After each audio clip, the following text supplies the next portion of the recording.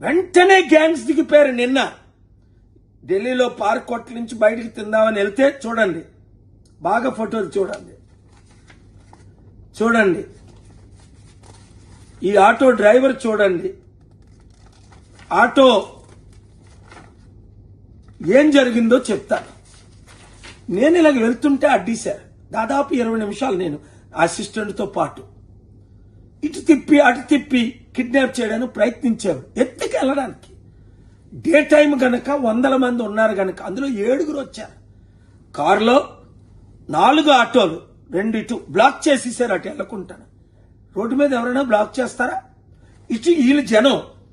ఒక ఆయన నన్ను నడిపే హోటల్కి ఇలా బయటకు రాగానే మిమ్మల్ని ఎక్కడికి తీసుకెళ్లాలి? ఆటోవాడు అంటాడు 30 రూపాయలండి, ఎక్కడైనా నడుపుతానని.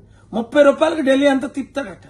అర్థమైపోయింది ఏంటి ఇంకొక 2 వచ్చి నన్ను కిడ్నాప్ చేయడానికి బాడీ ఉండి మసులున్నారు. దేవుడు నాతో ఉన్నాడు కాబట్టి, మీ ప్రార్థనలు నాతో ఉన్నాయి కాబట్టి వెంటనే తప్పించుకొని వచ్చేసి లాబీకి పోలీసులు కాల్ చేశాను. Cannot place Delhi SHO Malik గారు, ఇన్వెస్టిగేషన్ ఆఫీసర్ శర్మ గారు వాళ్ళ టీంతో వచ్చేసారు హోటల్కి. ఇన్వెస్టిగేషన్ అయింది. అమిత్ షా గారికి లెటర్ రాశాను, మోదీ గారికి కాపీ పెట్టి పెద్దలందరికీ. మీకెందుకు చెప్తున్నానంటే నా ప్రాణం పోయినా పర్వాలేదు కానీ మీరు మాత్రం ప్రార్థించండి.